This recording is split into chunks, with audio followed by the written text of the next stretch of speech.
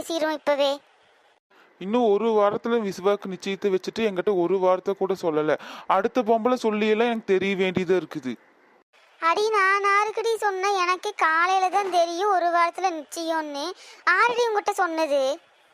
அதான் அந்த பொம்பளை தான் எங்க வீட்டுக்காரோட அம்மா. அது எங்கிட்ட சொல்ல பரட்ட, அவங்க பையன்கிட்ட சொல்லிட்டு இருந்தது.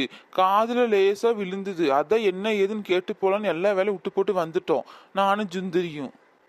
அடியே, எனக்கு 4 குறிச்சு கொடுத்தது உங்க மாமியார் தான்டி. என்னதான் 4 குறிச்சாலும் எங்கிட்ட ஒரு நாளாச்சு சொன்னியா நீயே?